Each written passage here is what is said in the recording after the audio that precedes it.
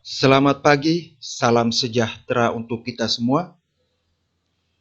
Yang kami hormati, Ketua Pengurus Yayasan Pendidikan Tinggi Unipama Umere, Bapak Dr. Andus Sabinus Nabu. Yang kami hormati, Rektor Unipama Umere, Bapak Dr. Insinyur Angelinus Vincentius MSI. Yang kami hormati, anggota DPR RI Komisi 4, Bapak Yohanes Franciscus Lema, SIP MSI. Yang kami hormati, Dekan Fakultas Pertanian Unipama Umere, Bapak Julianus Jackson, SPMP.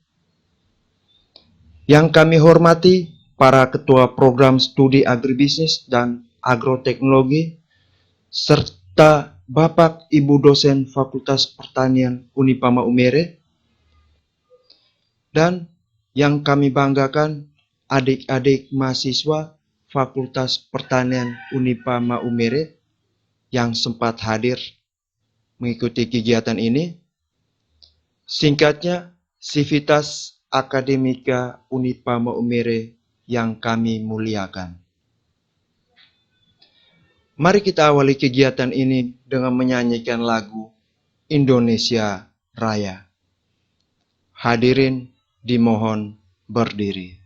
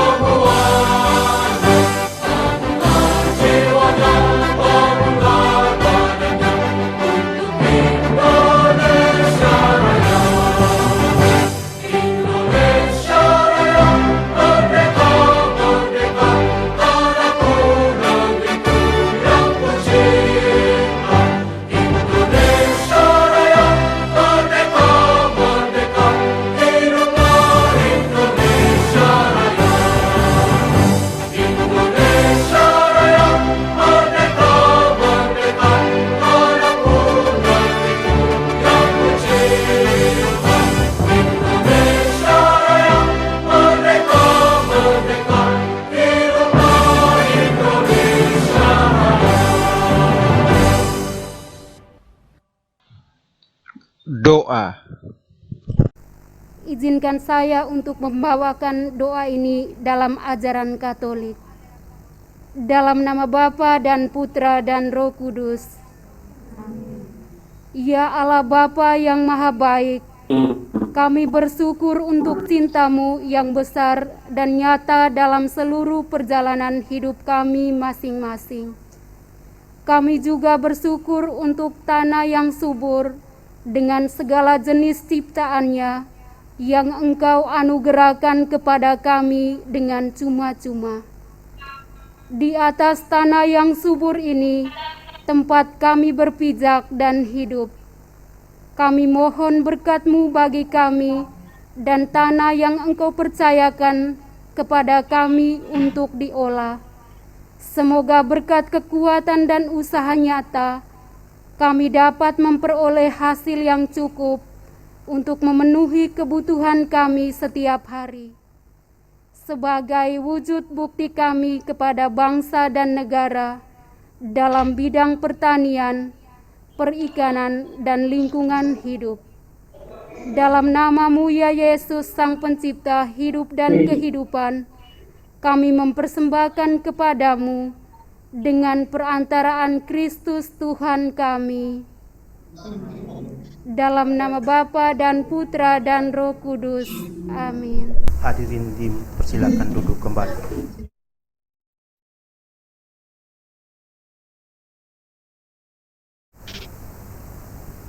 Marilah kita mendengarkan sambutan Bapak Ketua Pengurus Yayasan Pendidikan Tinggi Nusa-Nipah Maumere, Bapak Dr. Randus Sabinus Nabu.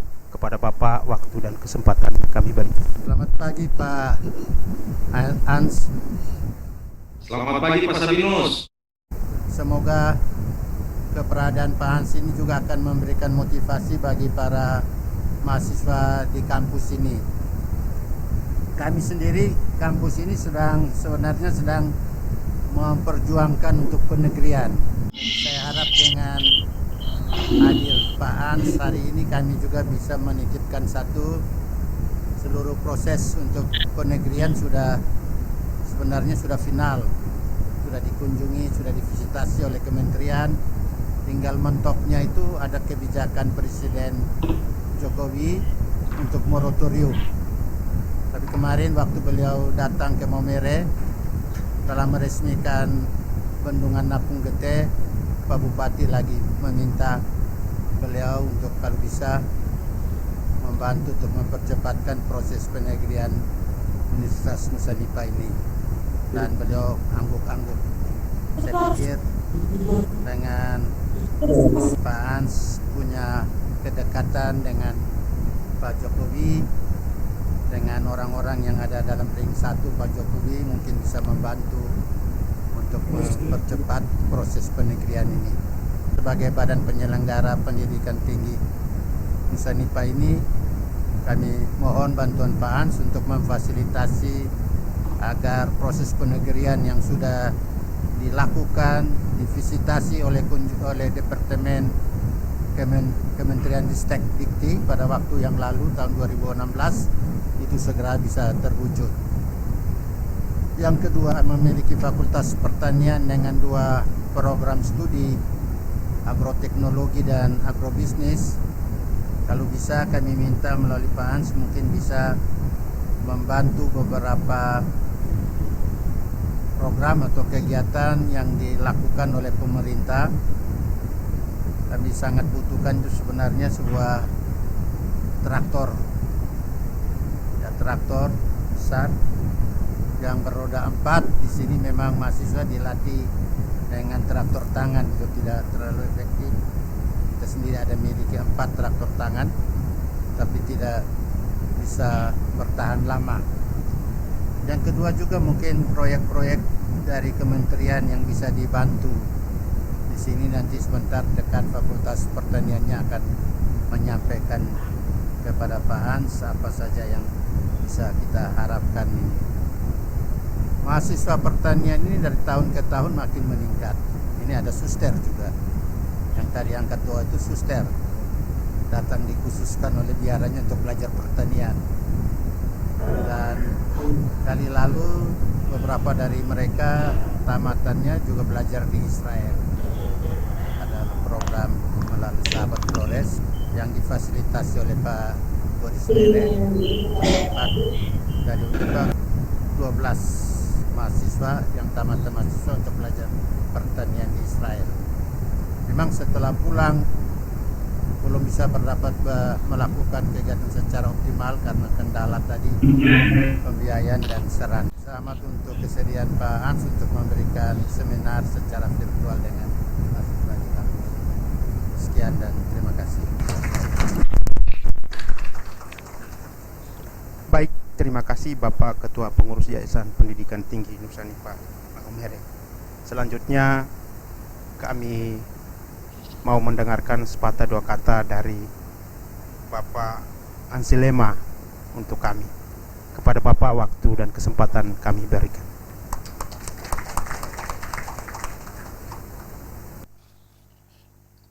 Baik, terima kasih. Salam sejahtera. Assalamualaikum warahmatullahi wabarakatuh. Apakah suara saya terdengar dengan jelas di Maumere? Jelas. Baik. Saya lanjutkan. Pada kesempatan pertama, saya mau menyampaikan terima kasih yang setinggi-tingginya kepada Sivitas Akademika, Rektor, Ketua Yayasan dan jajarannya, para dosen, mahasiswa dan mahasiswi yang pada pagi hari ini mau meluangkan waktu bersama-sama untuk berdiskusi dengan saya pada kesempatan ini. Ini adalah satu hal yang sangat bernilai bagi saya karena bisa bertemu langsung dengan para mahasiswa dan mahasiswi serta Sivitas Akademika Universitas Nusa-Nipa Maumere. Pak Ketua Yayasan Bapak Sabinus Nabu, terima kasih untuk sapaan awalnya tadi. Saya senang pada pagi hari ini bisa ketemu Pak Sabinus yang adalah juga sebenarnya orang tua saya. Jadi saya merasa seperti bertemu dengan orang tua saya sendiri. Baik, pada kesempatan ini acara yang kita rancang bersama ini adalah sosialisasi. Saya dimulai menyebutnya 4 konsensus dasar bernegara yang mencakup Pancasila, Undang-Undang Dasar 1945 atau Konstitusi Republik Indonesia, Bhinneka Tunggal Ika, dan Negara Kesatuan Republik Indonesia. Sebelum masuk dalam materi, saya ingin memberikan penjelasan singkat bahwa sosialisasi 4 konsensus dasar bernegara ini merupakan tugas dari setiap anggota MPR RI, anggota Majelis Permusyawaratan Republik Indonesia yang terdiri dari anggota DPR RI dan anggota Dewan Perwakilan Daerah Republik Indonesia.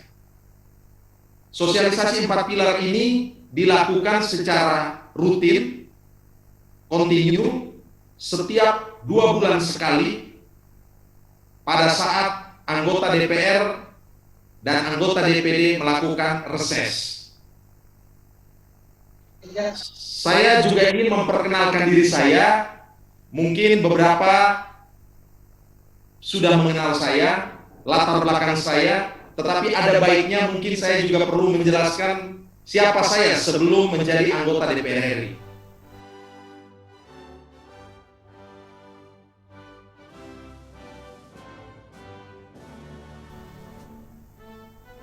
Hari ini adalah anggota DPR RI fraksi PDI Perjuangan mewakili daerah pemilihan NTT 2. Itu mencakup Pulau Timor, Pulau Sumba, Pulau Rote, Pulau Sabu, 12 kabupaten kota.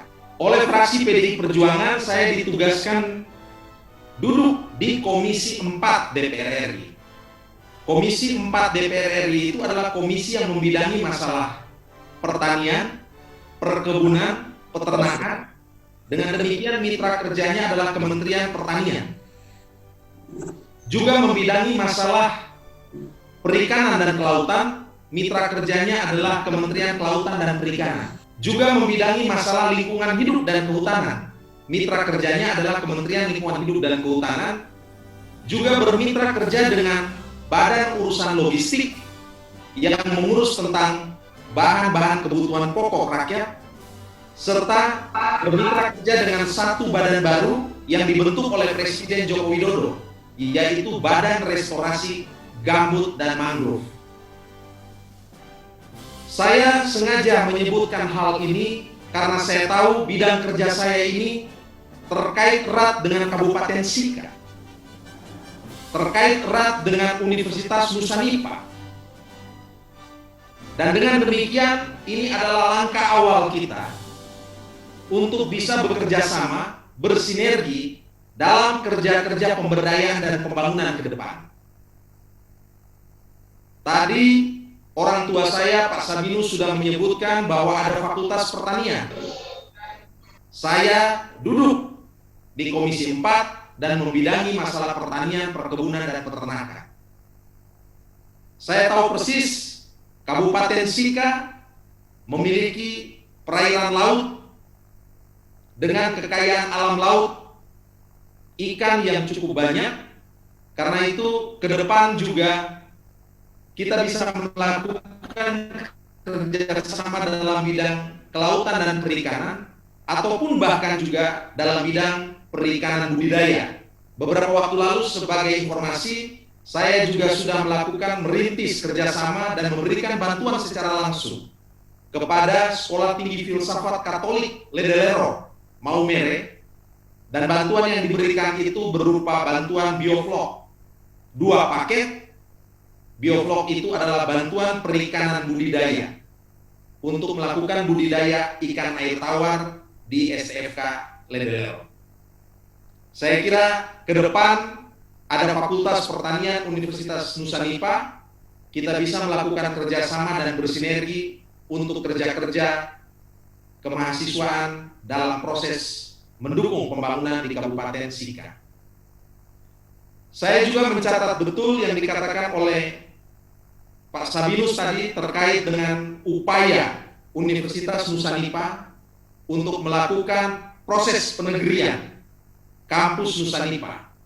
Proses ini telah berlanjut, saya juga telah memonitor proses ini, dan tentu dengan berbagai jaringan, berbagai upaya, saya akan juga berkomunikasi dengan senior saya, Bapak Andreas Hugo Parera, yang adalah wakil rakyat fraksi PDI Perjuangan dari Dapil NTT 1, yang kebetulan duduk di Komisi 10 yang membidangi masalah pendidikan.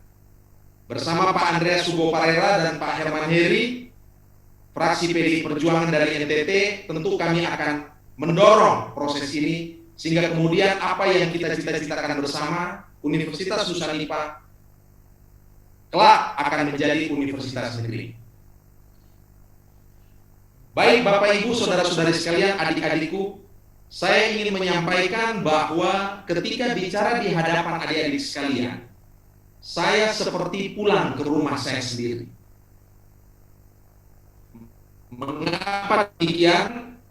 Karena saya menjadi politisi, menjadi anggota DPRI seperti hari ini, saya sebenarnya adalah staf pengajar, dosen di sejumlah universitas. Saya mengajar sejak tahun 2004 hingga tahun berapa sebelum pencalekan 2019 kemarin, ada 3 kampus yang menjadi tempat saya mengabdi. Yang pertama adalah kampus Universitas Paramadina, kampus yang didirikan oleh cendekiawan Muslim Nurholis Majid. Saya juga mengajar di kampus Universitas Nasional Jakarta, didirikan oleh seorang cendekiawan yang kita kenal, sastrawan besar Republik ini, Sultan Tabir Ali Sabana. Dan kemudian saya juga mengajar di satu kampus Universitas Budi Luhur. Sehingga kemudian saya ingin mengatakan bahwa ketika berbicara di hadapan para mahasiswa, seolah saya kembali pulang ke rumah saya sendiri.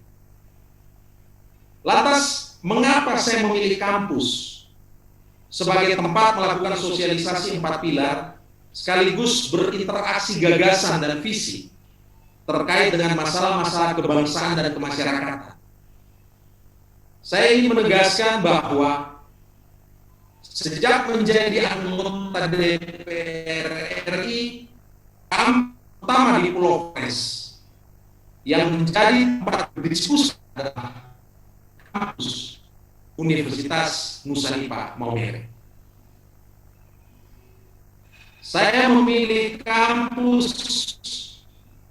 sebagai tempat melakukan sosialisasi ini karena saya tahu persis bahwa Republik ini didirikan oleh anak muda.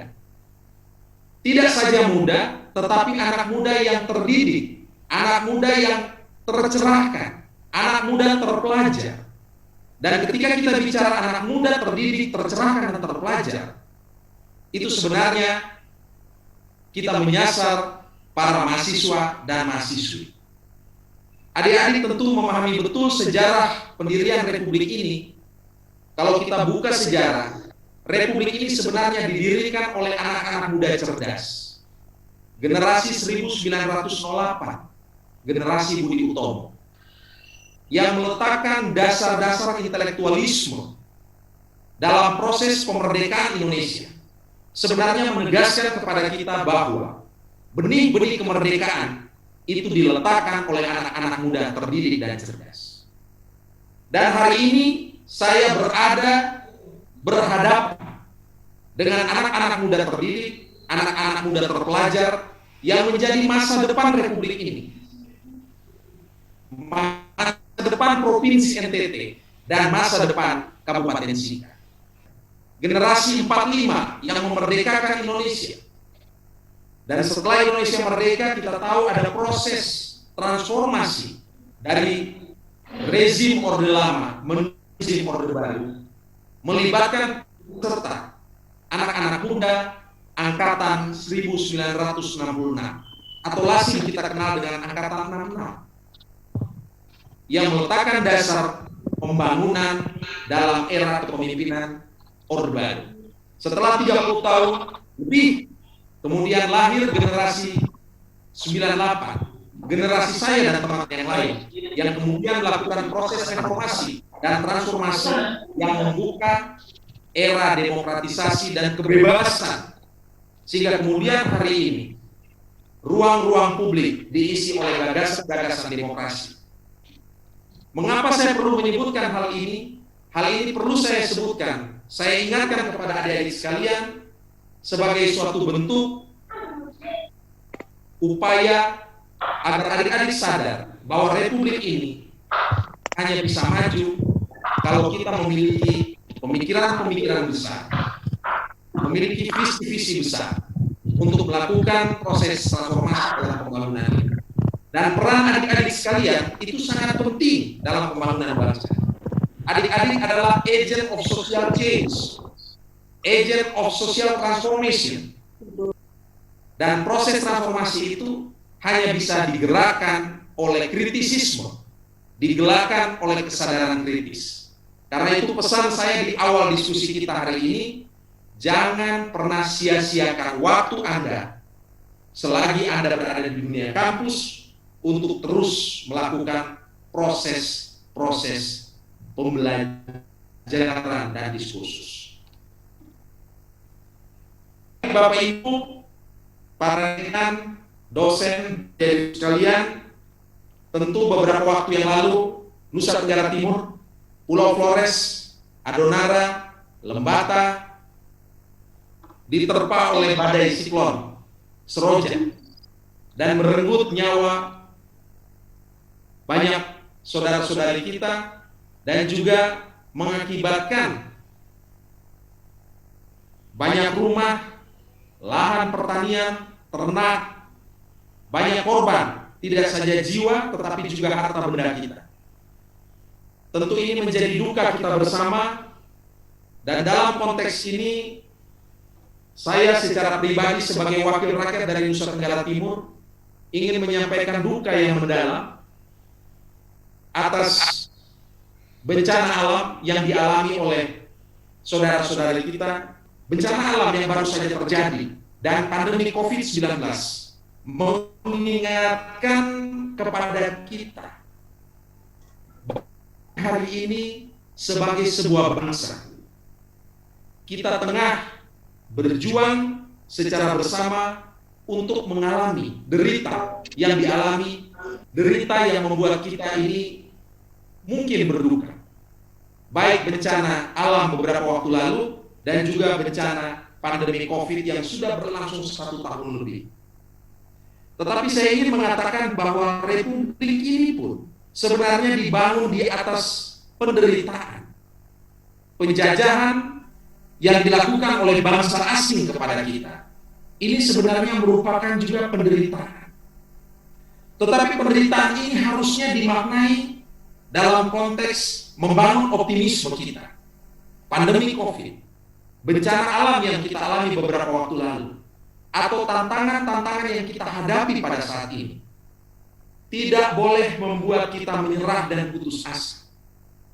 Ini harus menjadi cambuk bagi kita bersama untuk saling mengulurkan tangan, memberi motivasi, bergotong royong untuk menjadikan momentum duka momentum penderitaan ini untuk bangkit. Saya ingin mengatakan kepada adik-adikku sekalian, untuk konteks itulah, maka kemudian para pendiri Republik kita ini mewariskan 4 konsensus dasar bernegara kepada kita.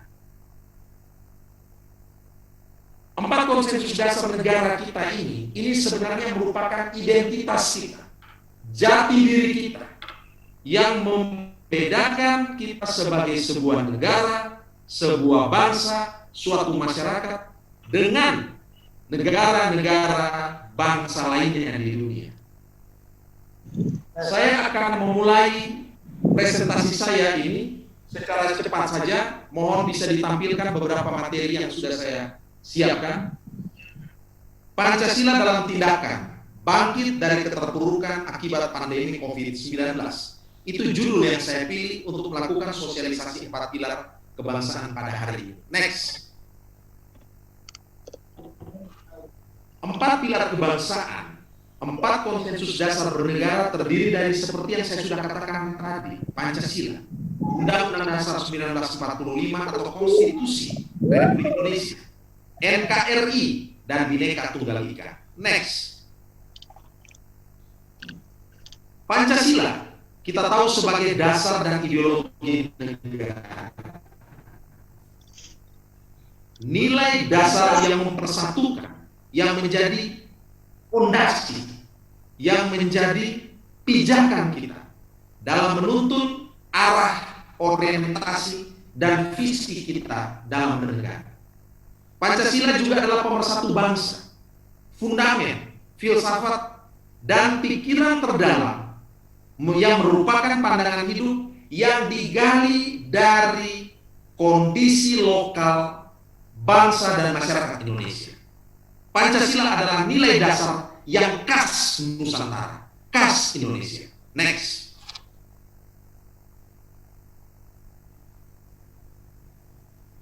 Karena merupakan nilai dasar, kita kerap menyebut Pancasila ini sebagai ideologi negara, sumber dari segala sumber hukum. Maka dalam hierarki hukum tata negara Indonesia, Pancasila menduduki atau menempati kedudukan tertinggi dalam sistem ketatanegaraan kita, dalam sistem berbangsa dan bernegara kita. Sebagai ideologi negara, sebagai falsafah hidup negara, Pancasila ini menjadi jati diri, menjadi karakter bangsa. Dan karena itu Pancasila tidak bisa diganti dengan ideologi apapun. Tidak bisa disederhanakan sekedar menjadi Trisila atau bahkan Ekasila. Next.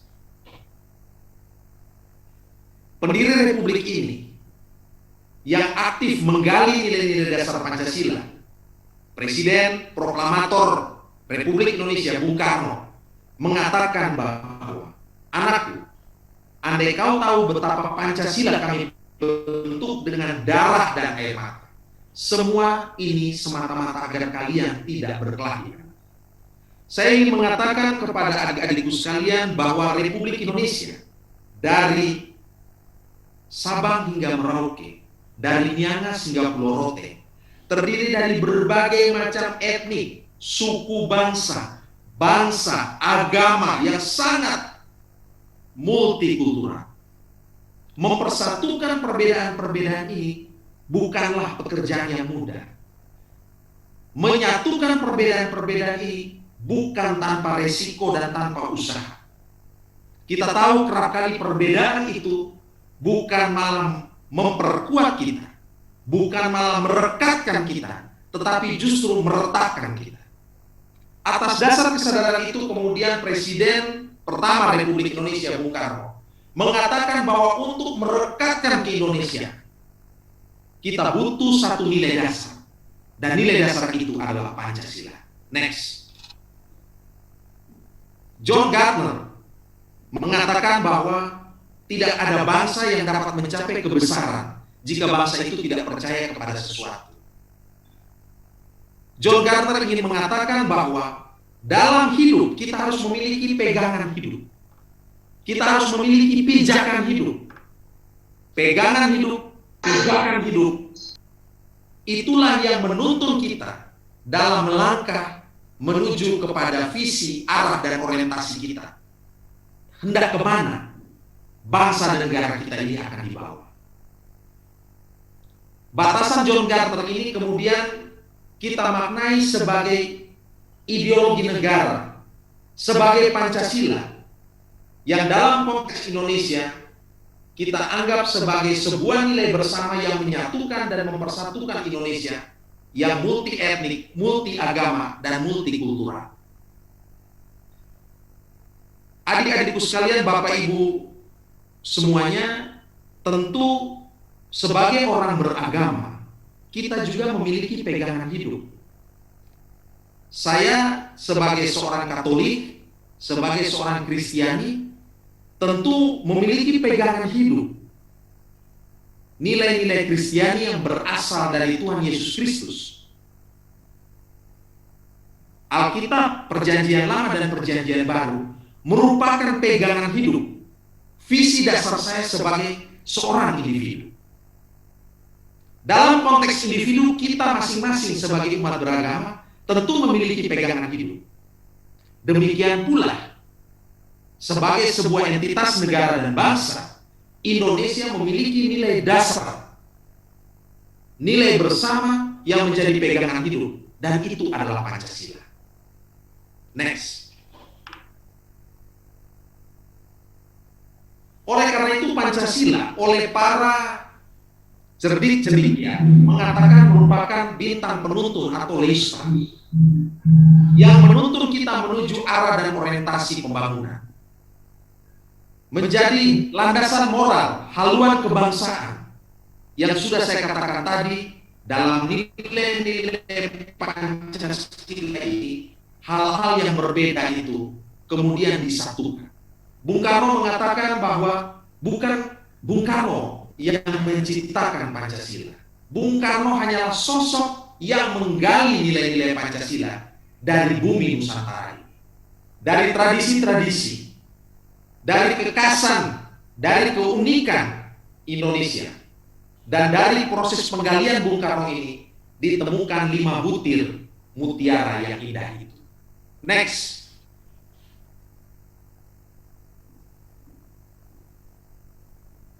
Konsensus dasar yang kedua adalah Undang-Undang Dasar tahun 1945 atau yang lazim kita kenal dengan Konstitusi Republik Indonesia. Undang-Undang Dasar 1945 ini, adik-adikku sekalian, terkandung tujuan dasar bernegara.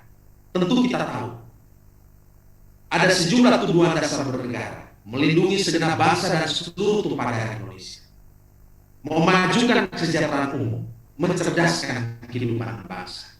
Jadi negara Indonesia, Republik Indonesia ini didirikan dengan 2 tujuan utama. Yang pertama, melindungi rakyat Indonesia. Yang kedua, mencerdaskan kehidupan bangsa. Dan yang ketiga, mewujudkan kesejahteraan dan keadilan.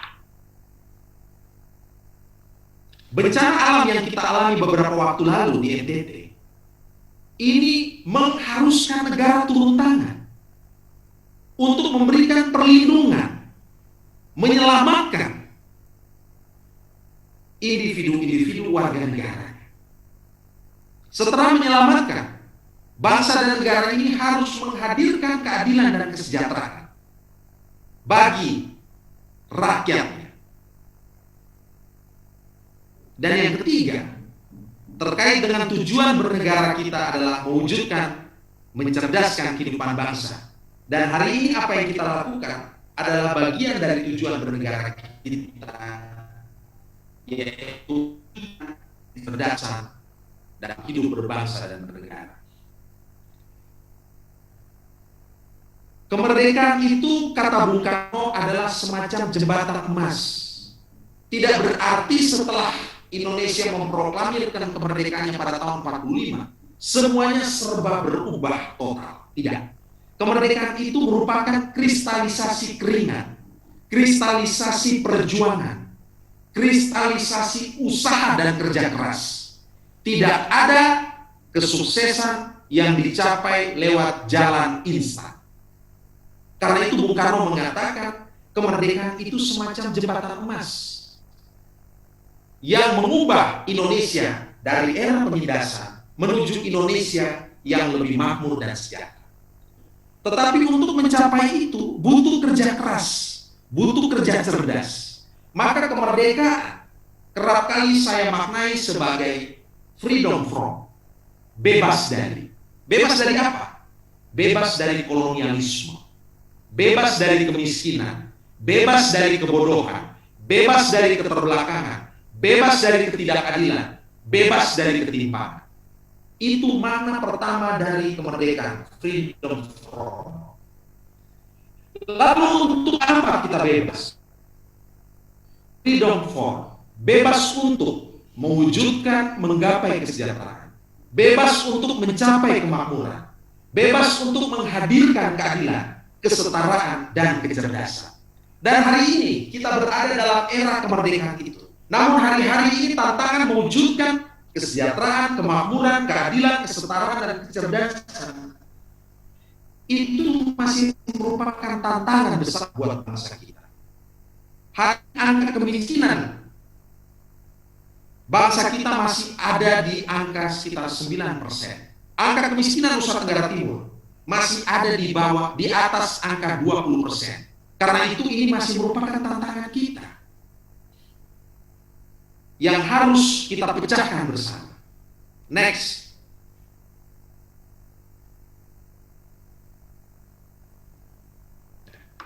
Pilar yang ketiga atau konsensus dasar yang ketiga adalah NKRI, Negara Kesatuan Republik Indonesia. Indonesia adalah negara kepulauan terbesar di dunia. Kita bisa lihat peta di sini, dari Sabang sampai Merauke, dari Miangas hingga Pulau Rote, disatukan oleh Pancasila. Inilah NKRI. Pembangunan sejatinya tidak hanya di Pulau Jawa, tidak hanya di Indonesia bagian barat, tetapi harus diwujudkan secara merata. Maka di sini saya secara sadar menulis ketika Presiden Republik Indonesia Joko Widodo memimpin Indonesia pada tahun 2014 lalu. Beliau secara sadar menggagas sebuah konsep pembangunan. Beliau mengatakan pembangunan itu harus mentransformasi. Tidak saja pembangunan di wilayah tertentu, tetapi pembangunan itu harus mencakup seluruh daerah. Bahkan beliau mengatakan harusnya pembangunan itu dimulai dari pinggiran, dari wilayah periferi, dari daerah-daerah yang selama ini terisolir, dari daerah-daerah yang selama ini terlupakan, termarginalkan dari Indonesia Timur. Adik-adik bisa melihat langsung bagaimana 5 tahun periode pertama Presiden Jokowi dan kemudian dilanjutkan pada era kedua ini. Beliau memberikan perhatian yang besar kepada Indonesia Timur, Papua, Maluku, NTT, Sulawesi Utara. Mengapa? Karena beliau sadar bahwa selama ini Indonesia Timur itu kerap kali dianaktirikan. Karena itu Presiden Jokowi datang menghadirkan pembangunan Indonesia dalam konsep Indonesia sentris, bukan Jawa sentris, bukan Sumatera sentris, tapi Indonesia sentris. Bahkan kemudian memberikan tekanan-tekanan dan percepatan atau akselerasi pembangunan dengan menunjukkan keberpihakannya yang kuat kepada Indonesia Timur. Selama periode pertama dan periode kedua, adik-adik bisa lihat Presiden Jokowi telah lebih dari 10 kali datang ke Nusa Tenggara Timur, menemui langsung rakyat di NTT, menghadirkan pembangunan, infrastruktur, membuka akses yang selama ini terisolir, dan kemudian memberikan bantuan-bantuan yang tujuannya adalah mewujudkan security dan prosperity di daerah-daerah terluar yang selama ini mungkin sulit terjangkau. Inilah NKRI. NKRI bukan sekedar ucapan ataupun peta yang kita lihat. NKRI ini bermakna bahwa keadilan, pemerataan pembangunan, kesetaraan dalam pembangunan itu harus bisa sampai ke daerah-daerah timur Indonesia yang selama ini terlupakan. Karena itu terus terang Pak Sabinus sebagai anggota DPR RI, saya ingin menggunakan momentum ini untuk memaksa Jakarta, memaksa para pengambil kebijakan di Republik ini untuk lebih memperhatikan Nusa Tenggara Timur. Flores, Timor, Alor, Lembata, Sabu, Rote harus lebih mendapatkan perhatian pusat dalam proses pembangunan. Karena itu sebagai anggota DPR RI saya selalu vokal bicara tentang pentingnya distribusi anggaran, alokasi anggaran untuk melakukan pembangunan dalam berbagai dimensi kehidupan masyarakat di Nusa Tenggara Timur. Inilah makna NKRI dalam konteks pembangunan Indonesia sentris. Next. Pilar yang terakhir yang keempat adalah Bhinneka Tunggal Ika. Berbeda-beda tetapi satu jua. Ini sebenarnya realitas Indonesia. Kalau tidak heterogen, tidak majemuk, tidak plural, itu bukan Indonesia. Indonesia bukan monolitik. Indonesia bukan homogen. Indonesia itu diciptakan oleh Tuhan dalam kondisi yang berbeda. Tetapi perbedaan ini tidak boleh meretakkan kita. Perbedaan ini justru harus merekatkan kita. Perbedaan ini tidak boleh kita lihat sebagai beban. Perbedaan ini harus kita ubah sebagai aset. Spirit kemerdekaan lewat Sumpah Pemuda telah mengajarkan kepada kita bahwa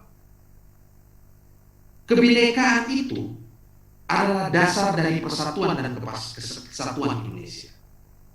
Kebinekaan adalah aset, bukan beban. Ya, bersatu dalam perbedaan, berbeda dalam persatuan. Itu adalah spirit dasar yang harus menjadi jati diri dan pegangan hidup kita. Mengapa saya perlu menegaskan hal ini?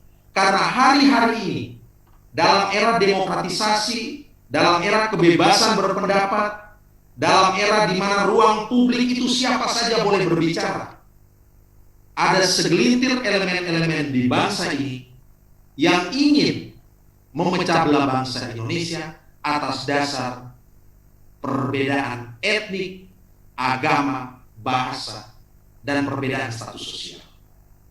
Karena itu sebagai anak bangsa kita harus melihat bahwa hari-hari ini selain potensi dan peluang untuk memajukan bangsa, ternyata di balik itu ada tantangan, ada ancaman yang harus kita sadari bersama.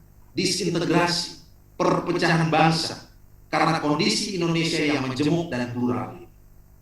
Next. Nah, secara khusus saya ingin menyinggung tentang Pancasila ketika Bung Karno diasingkan di Nusa Tenggara Timur, persisnya di kampung ayah saya, di Ende, Flores.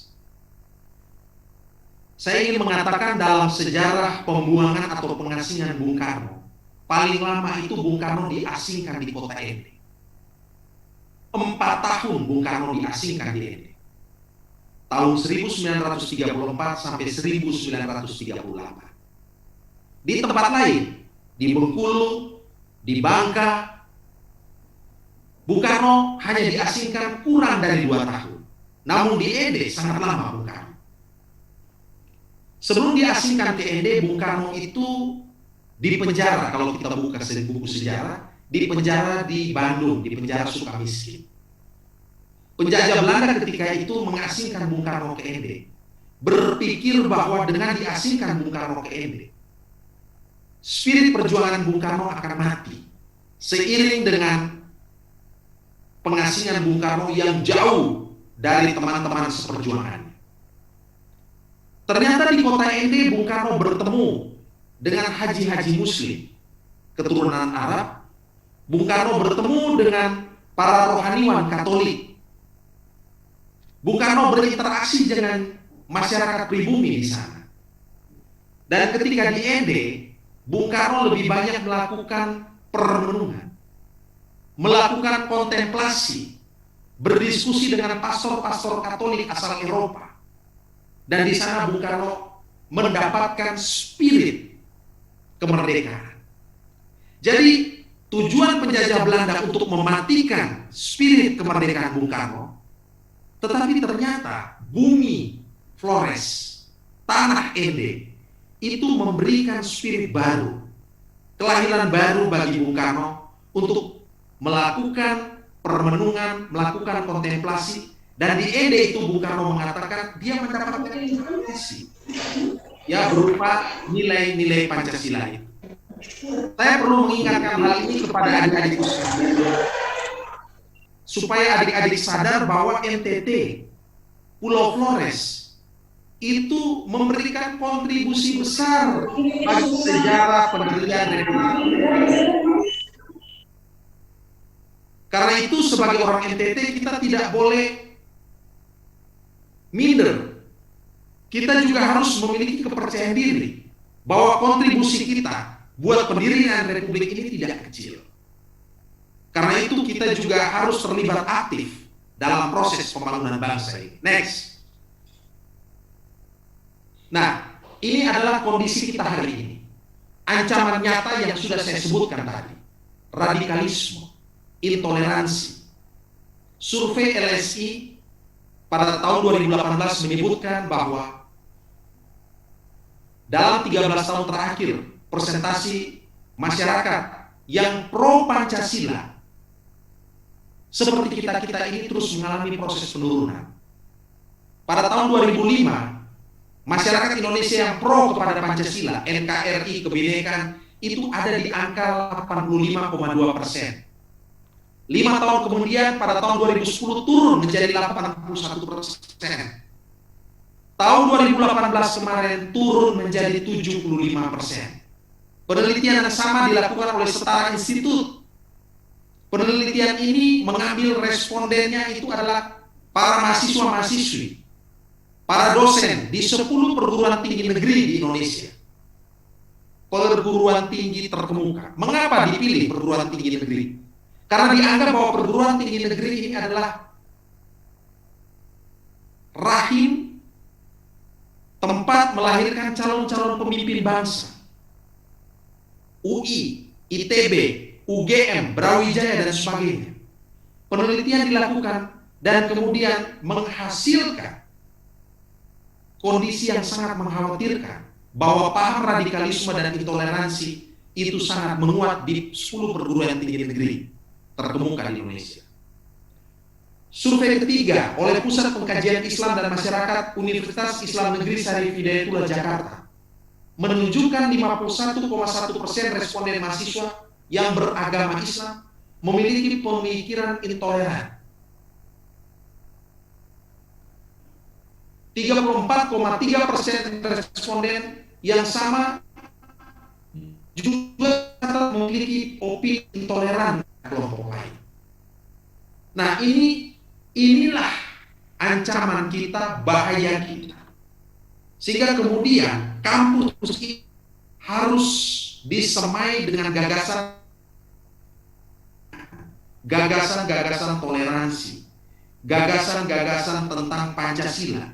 Itulah alasan mengapa hari ini saya memilih Universitas Nusa-Dipa untuk dijadikan sebagai tempat melakukan sosialisasi 4 pilar kebangsaan ini. Next.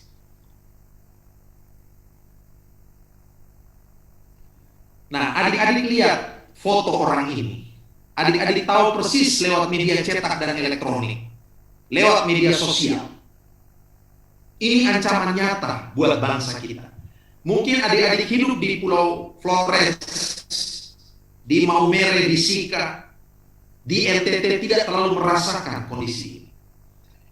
Tetapi kalau kita lihat di berbagai pelosok Indonesia, ancaman nyata sekelompok masyarakat yang ingin menggantikan dasar negara Pancasila dengan paham-paham sempit, fanatisme agama, paham khilafah, paham ideologi negara atas dasar agama. Ini ancaman nyata kita.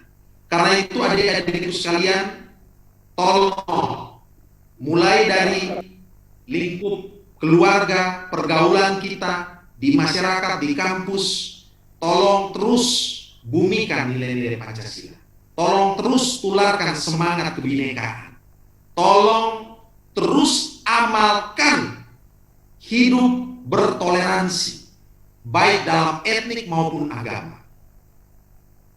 Kasih itu harus melintas batas. Kasih itu harus merangkul. Kasih itu tidak membeda-bedakan. Kasih itu menyatukan yang berbeda. Next.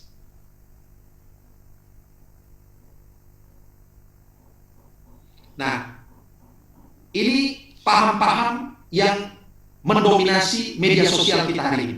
Sebagai generasi milenial, adik-adik tentu banyak kali masuk dalam ruang-ruang publik menemukan hal-hal seperti ini. Dalam era post-truth, politik pasca kebenaran, ini politik yang diidentikan dengan kebohongan, penipuan, pemutarbalikan fakta.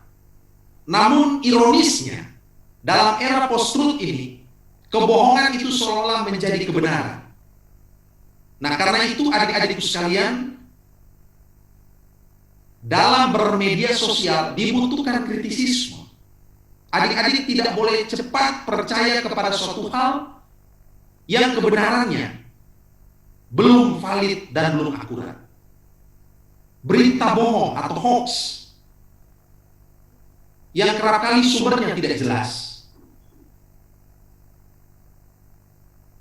yang tujuannya adalah mencuci otak, yang mengajarkan tentang pertikaian dan permusuhan, ujaran kebencian atau hate speech, kerap kali adik-adik temui. Ruang publik ini harus diisi oleh gagasan-gagasan cerdas, gagasan-gagasan bernas, gagasan-gagasan perdamaian, gagasan-gagasan toleransi, ide-ide kebinekaan yang harus menyingkirkan hoax, hate speech, dan sejenisnya. Next.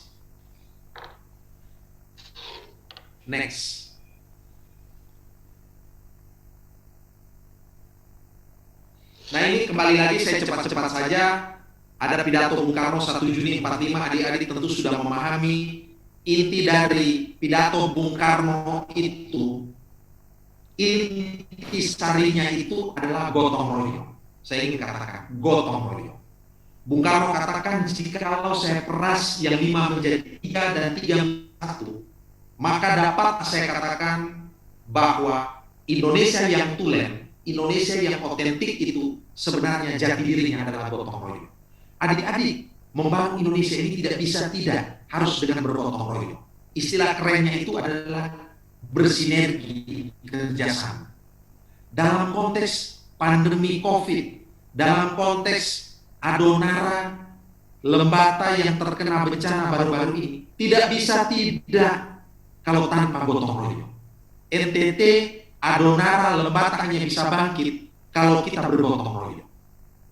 Spirit itu intinya adalah gotong royong. Care, share.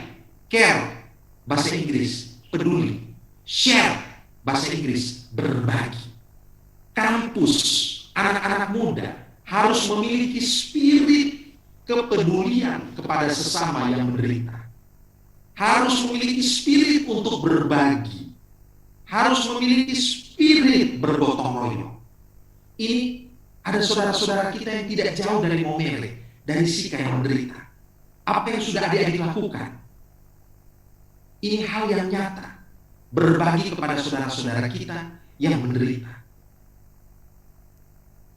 Tolong sisihkan sedikit yang adik-adik punya. Ini adalah wujud dari, kalau nilai-nilai agama ini juga wujud dari kasih. Jadi gotong royong, nilai-nilai Pancasila itu sejalan dengan nilai-nilai Kristiani. Saya kira dalam ajaran Islam pun mengajarkan hal yang sama. Kemanusiaan, keadilan, itu sebenarnya nilai-nilai humanisme universal yang ada betul dalam ajaran setiap agama. Apalagi agama Kristen ataupun agama Katolik. Next. Nah, ini contoh Pancasila dalam tindakan, ya saya cerita saja, adik-adik bisa lihat. Sebagai wakil rakyat, mau yang mewakili NTT, beberapa waktu lalu saya bersama senior saya, Bapak Herman Hirli, itu turun memberikan bantuan kemanusiaan tentu bantuan ini tidak seberapa. Ya, tujuannya hanya untuk menunjukkan bahwa kami memiliki kepedulian, memiliki simpati, memiliki empati untuk meringankan beban saudara-saudara kita yang menderita. Bantuan ini tentu tidak bisa menyelesaikan semua persoalan, tetapi setidaknya kehadiran kami sebagai politisi, sebagai wakil rakyat, itu bisa menunjukkan bahwa kami juga berbela rasa, berduka atas penderitaan sesama kami. Adik-adik pun bisa melakukan dengan cara adik-adik sendiri. Tentu adik-adik lebih tahu bantuan apa yang bisa adik-adik lakukan. Berikan kepada mereka yang tertimpa bencana ini. Next.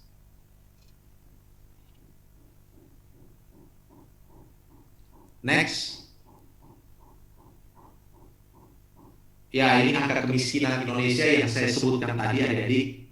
Ada hari ini sudah relatif lebih baik, di bawah 10%, 9,sekian%, ya, sebelum pandemi, tetapi karena pandemi kemudian mengalami kenaikan menjadi 10,19%. Ini tantangan buat Indonesia. Bagaimana dengan angka kemiskinan NTT? Coba, next. Ini adik-adik sekalian, angka kemiskinan NTT. Kalau angka kemiskinan nasional itu dari tahun ke tahun selalu mengalami penurunan, angka kemiskinan NTT dari tahun ke tahun itu stagnan, selalu berada di angka di atas 20%. Belum pernah NTT di bawah 20%. Adik-adik bisa lihat angka. Sekarang 2020, 2021 itu menurut data BPS ada di angka 20,21%.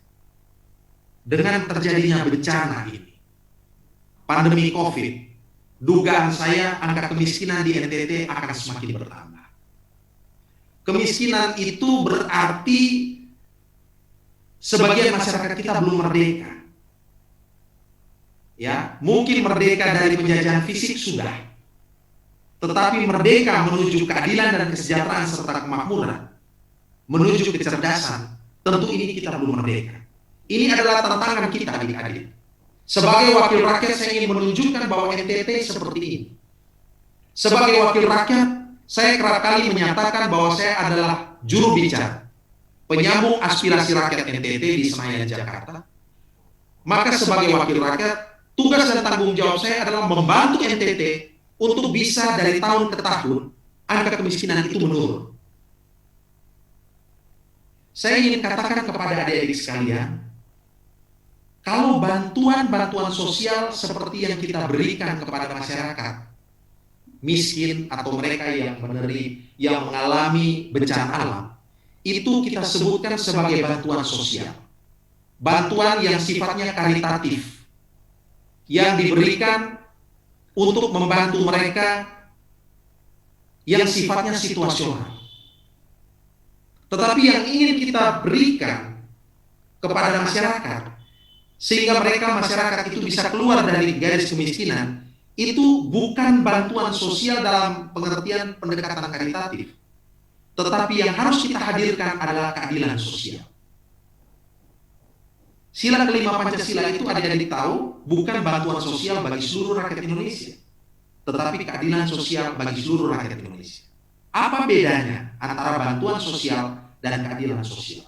Kalau bantuan sosial itu ya kita datang bawa sembako, kita datang bawa masker, kita datang mungkin bawa obat-obatan.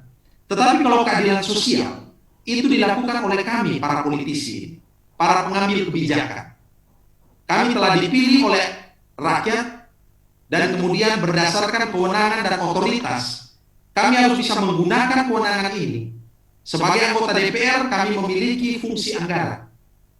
Kami harus bisa meyakinkan pemerintah pusat untuk mengalokasikan dana bagi pembangunan NTT ke depan.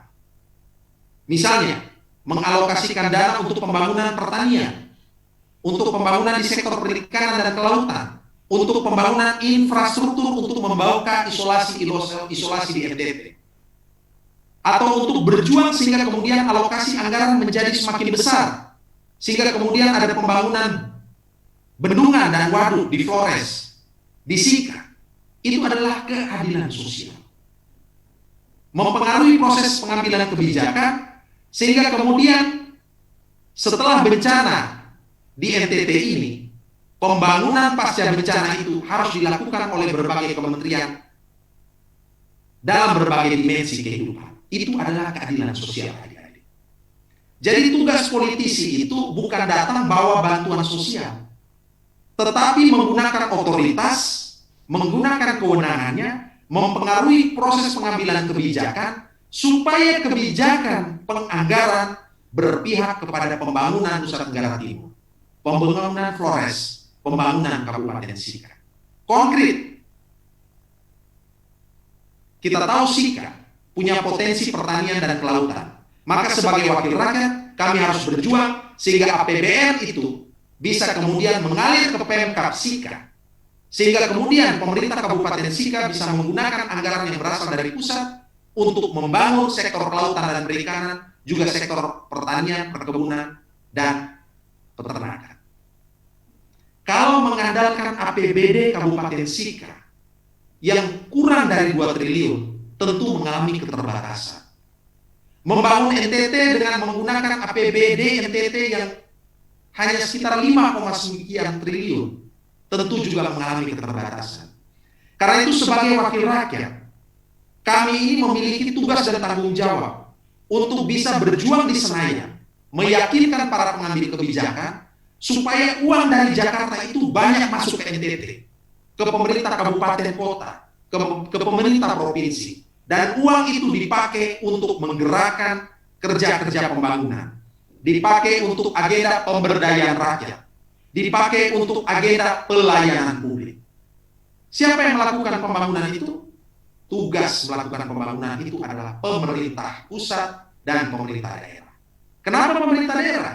Karena pemerintah daerah memiliki wilayah dan memiliki rakyat.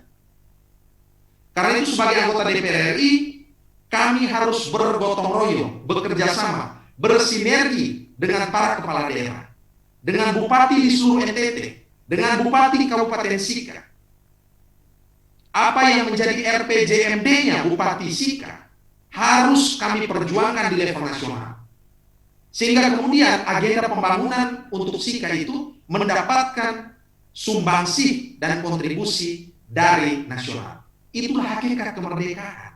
Itu adalah hakikat pembangunan. Itu adalah hakikat menghadirkan kemakmuran dan keadilan sampai ke pelosok-pelosok negara. Next.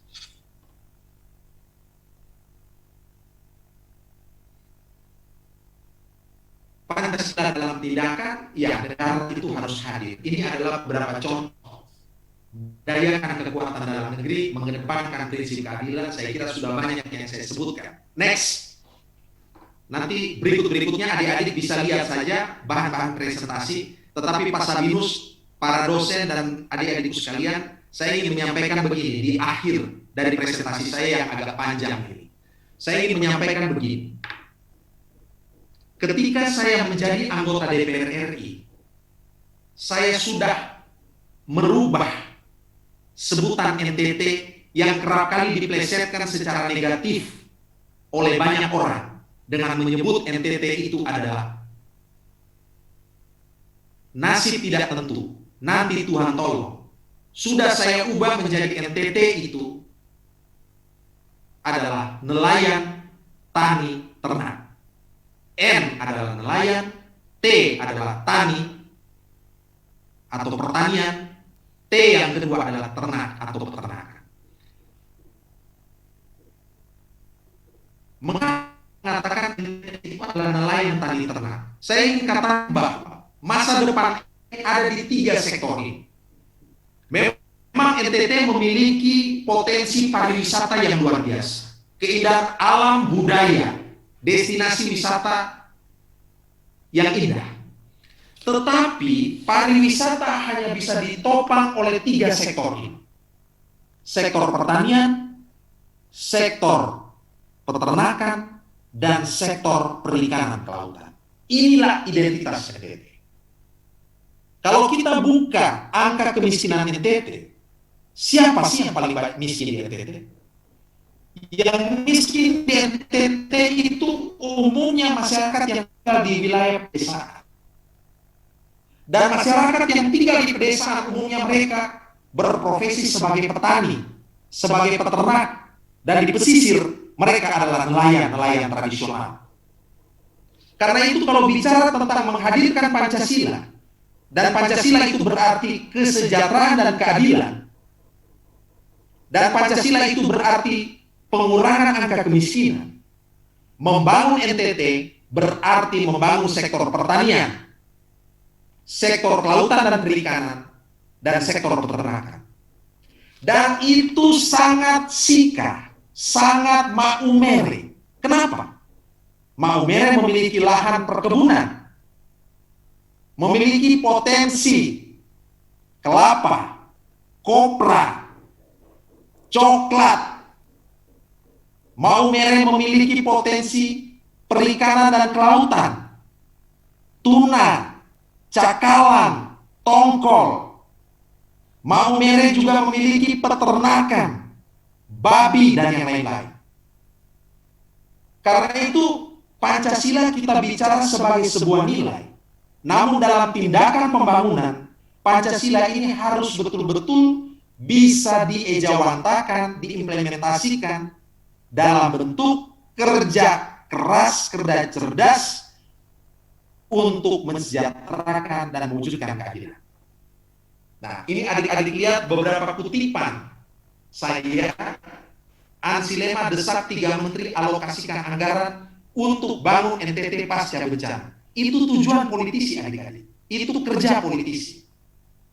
Ya, bukan politisi itu datang bawa duit 10 juta kasih ke masyarakat, masyarakat puas. Datang bawa duit 100 juta kasih masyarakat, masyarakat puas. Itu terlalu sederhana kalau kerja politisi seperti itu.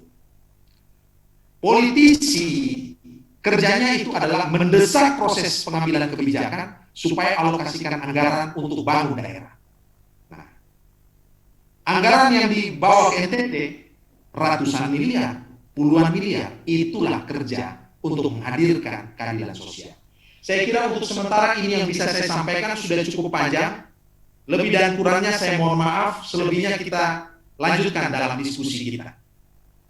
Sekian dan terima kasih. Baik Pak Ans, ini hadir Pak Rektor dan beliau akan menyapa Pak Ans. Ini juga anak muda yang baru menyelesaikan S3. Tadi saya lupa bahwa di sini juga ada Fakultas Perikanan. Nanti dengar sendiri dari Pak Rektor. Selamat siang Bapak Ansi-Lema. Selamat siang, salam hormat Pak Rektor, salam kenal. Terima kasih Bapak Yohanes Franciscus Lema, SIP MSI, anggota DPR RI Komisi 4 yang membidangi pertanian, lingkungan hidup, kehutanan, serta kelautan dan perikanan.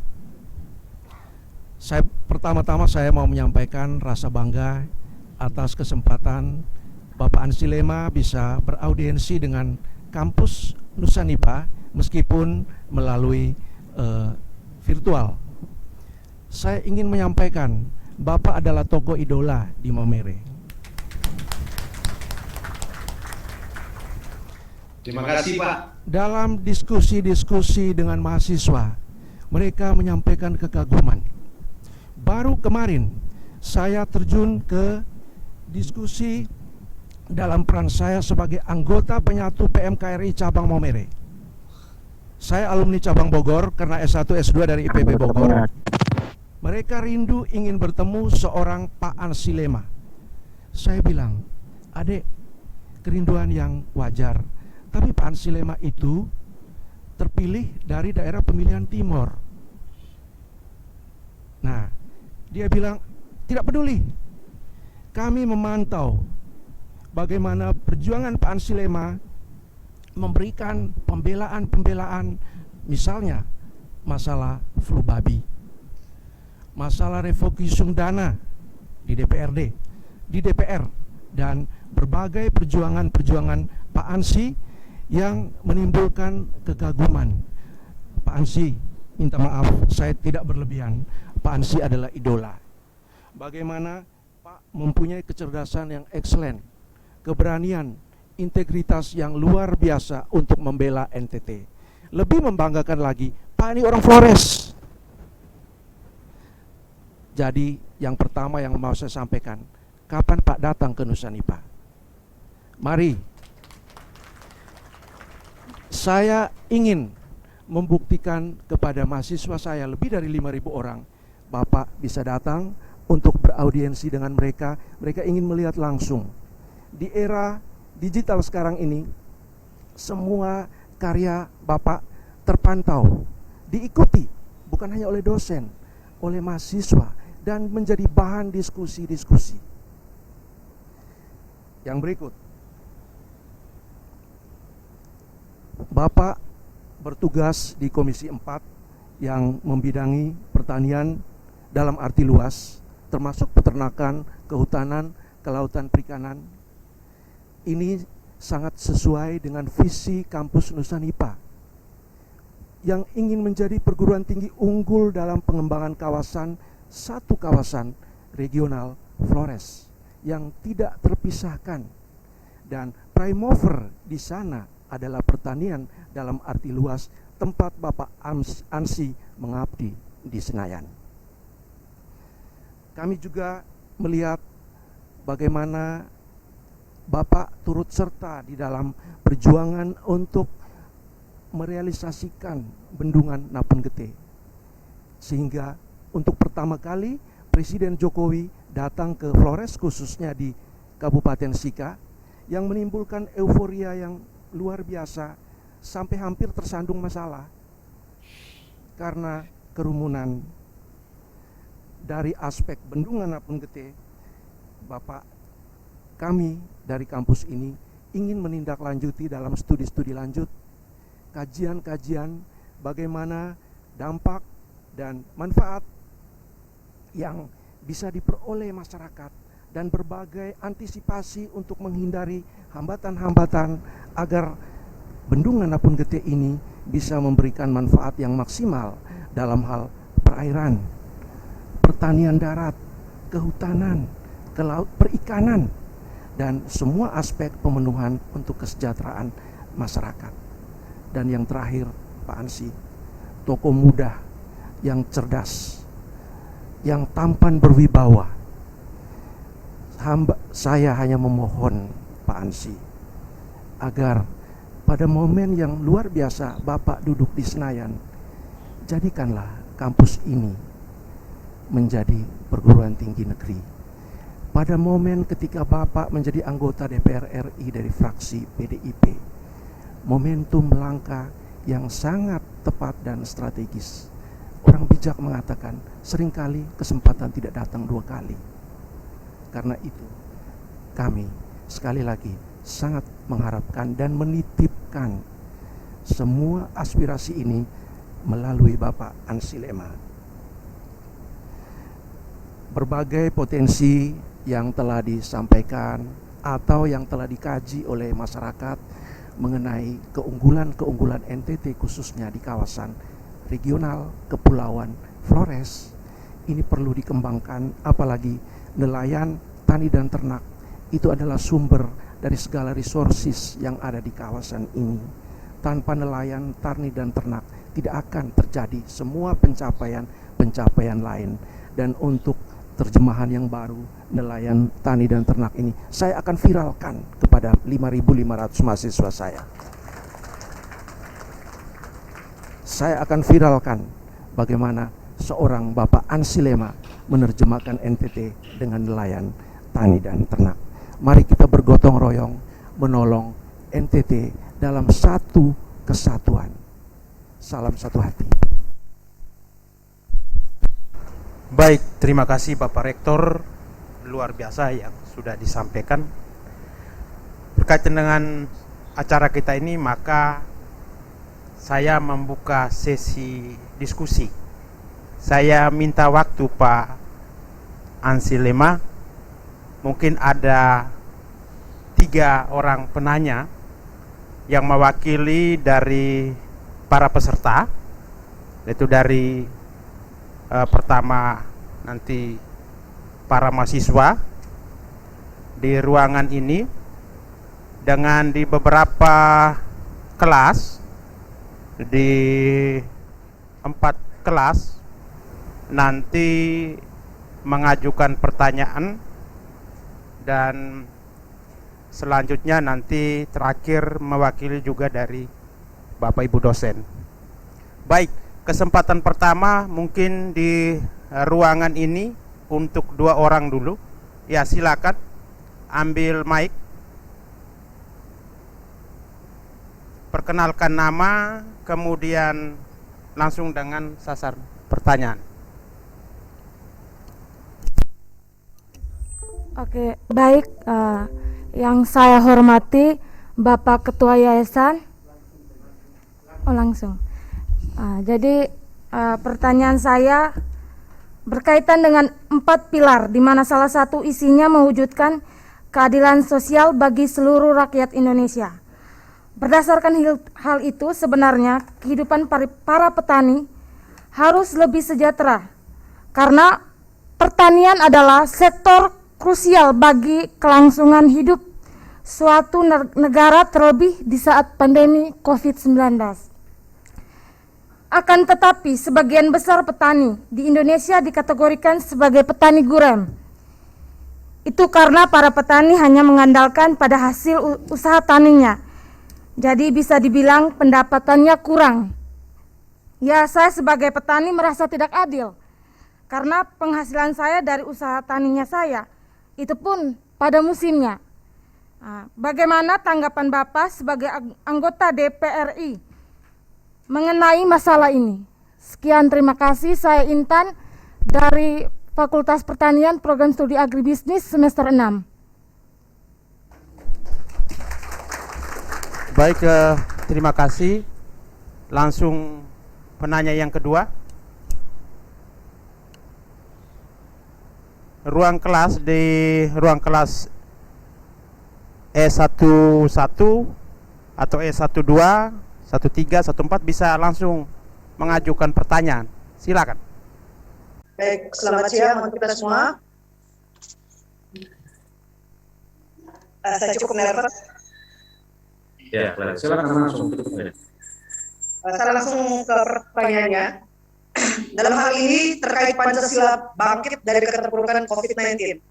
Ini poin yang menarik untuk saya, dan yang mau saya tanyakan, kira-kira pemerintah bisa memprediksi atau tidak COVID-19 ini kapan berakhir? Yang namanya musibah kan pasti akan berakhir, dan kira-kira pemerintah bisa memprediksi COVID-19 ini berakhir atau tidak, dan hubungan COVID-19 dengan radikalisme, poin radikalisme. Baik, pertanyaannya sudah ditangkap. Ada oknum-oknum tertentu yang mungkin akan memanfaatkan momen COVID-19 ini untuk memuluskan niat mereka dalam radikalisme ini. Dan kira-kira tanggapan Bapak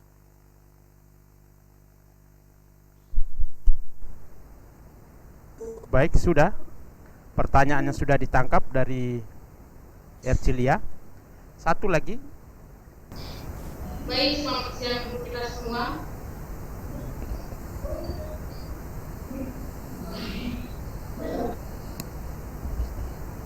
Baik, selamat siang untuk kita semua. Terima kasih atas kesempatan yang diberikan. Pertanyaan saya untuk Bapak pemateri. Dengan adanya bendungan Napun Gete yang sudah dibangun di kabupaten kami, apakah hal ini dapat memajukan sektor pertanian pada khususnya? Karena dari yang saya lihat, menurut penilaian pribadi saya, bahwa sektor pertanian di Kabupaten Sika ini sangat bergantung kepada musim, yaitu musim penghujan. Sangat tergantung pada air. Jadi apakah pembangunan bendungan ini dapat memajukan sektor pertanian, dalam arti bahwa apakah Kabupaten Sika sektor pertaniannya bisa bangkit, dalam arti bahwa petani Kabupaten Sika tidak hanya bisa memproduksi bahan pertanian pada masa musim penghujan, tetapi musim kemarau juga kami sebagai petani di Kabupaten Sika, apakah kami bisa melakukan produksi sistem pertanian? Sekian dan terima kasih.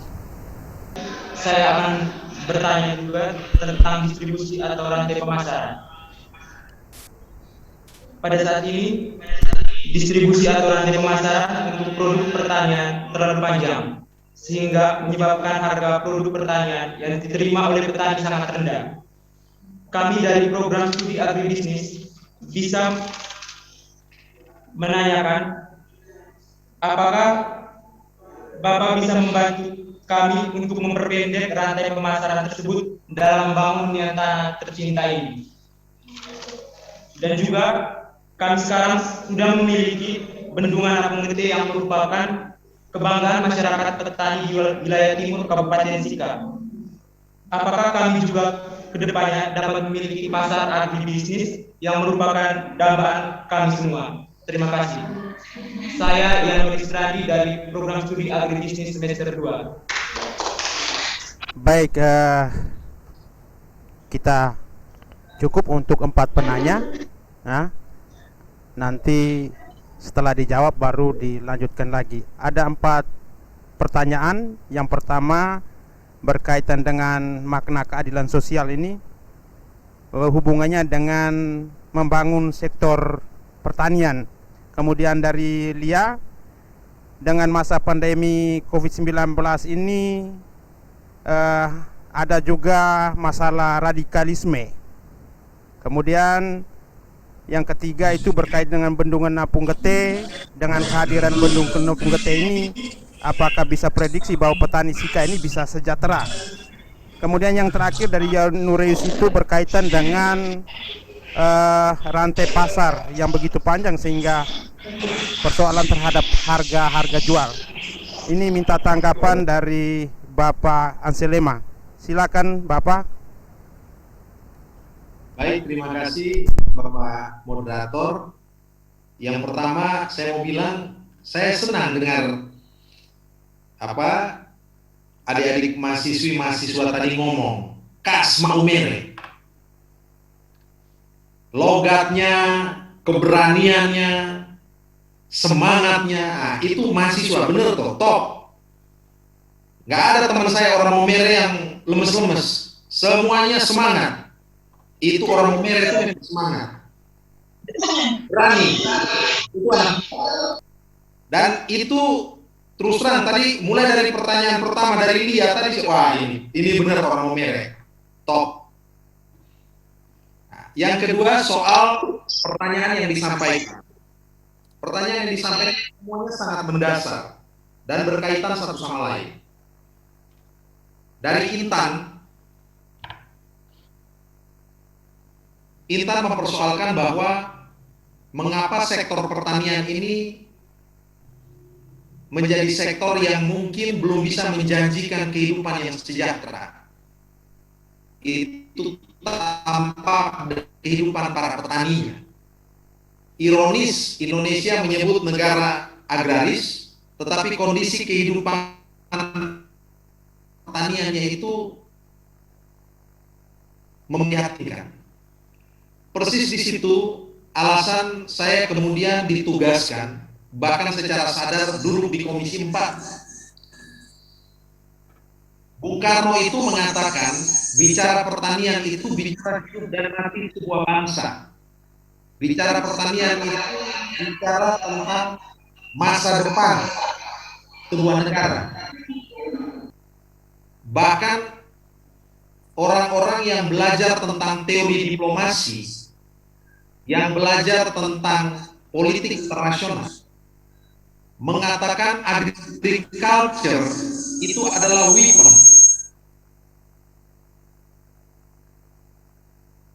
Pertanian itu adalah senjata dalam diplomasi. Bahkan sudah disebutkan tadi, dalam situasi pandemi COVID, semua sektor itu terpukul. Yang menjadi penopang itu tinggal sektor pertanian. Mengapa? Mau bencana, mau pandemi atau tidak, orang butuh makan. Nah, mestinya negara kita ini lebih serius mengurus tentang pertanian. Kalau tanya saya, nonton video-video saya, dalam banyak kasus saya bicara sangat kritis. Saya sampai pada suatu kesimpulan bahwa Republik ini belum terlalu serius mengurus sektor pertanian. Apa indikasinya? Indikasinya sederhana. Anggaran Kementerian Pertanian, kalau kita anggap sebagai sektor yang penting, hari ini dari 21 triliun karena COVID, refocusing dan realokasinya tinggal 14 triliun. Coba adik-adik hitung postur anggaran Kementerian Pertanian 14 triliun dari APBN setiap tahun. Berapa persen? Itu satu. Yang kedua, menurut saya negara ini belum terlalu serius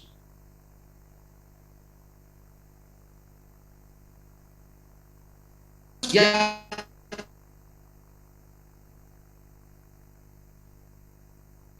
ini banyak regulasi, baik undang-undang maupun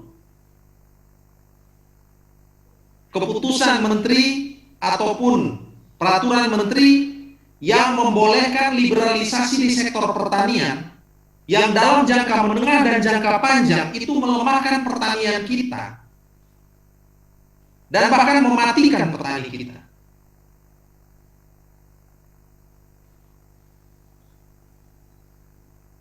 Saya secara pribadi prihatin bahwa liberalisasi pertanian, saya ambil contoh dalam sektor hortikultura, buah, sayur, pasar Indonesia masih kok dibanjiri buah-buah impor. Produk-produk yang bisa kita kembangkan di dalam negeri, ternyata kita banyak mengimpor dari luar. Nah, ini kan menjadi pertanyaan. Tetapi hari-hari ini kami Komisi 4 DPR RI itu selalu bicara keras. Kami tidak pernah bicara, mau bicara soal ketahanan pangan. Kami bicara tentang kedaulatan pangan dan kemandirian pangan. Not only talk about food security, tapi food sovereignty. Itulah yang menjadi ideologi pembangunan pertanian Indonesia. Nah, adik-adik yang belajar pertanian, belajar agribisnis itu harus tahu apa bedanya ketahanan pangan, kemandirian pangan, dan kedaulatan pangan. Secara ideologis itu hal yang berbeda. Kalau ketahanan pangan, yang penting tersedia, yang penting ada. Bodoh amat mau dari impor atau dari mana, yang penting ada. Itulah ketahanan pangan. Pendiri Republik ini bicara mengenai kemandirian, bahkan kedaulatan pangan. Silakan adik-adik lihat video-video saya di YouTube atau di fanpage saya. Selalu yang saya bicarakan kedaulatan dan kemandirian pangan. Nah, kalau kita bicara kedaulatan dan kemandirian pangan, berarti yang harus kita bangun adalah pertanian domestik kita. Maka kita harus punya pemetaan mengenai komoditas-komoditas unggulan dari setiap daerah. Tidak boleh kemudian semuanya diserahkan kepada mekanisme pasar. Dan bicara pembangunan pertanian, negara harus ambil peran aktif. Saya kasih contoh, konteks NTT. Masalah utama di NTT itu adalah apa? Air. Maka Presiden Jokowi datang dengan satu solusi, membangun bendungan, Napung Gete, Rotiklot, Ragnamo, Temef. Kenapa? Karena pertanian, peternakan, perikanan, air tawar butuh air. Debit air di NTT, curah hujannya itu sangat sedikit. Maka kemudian air dengan cara membangun bendungan itu dihadirkan oleh negara. Tujuannya untuk mendukung menggeliatnya sektor pertanian. saja tidak cukup.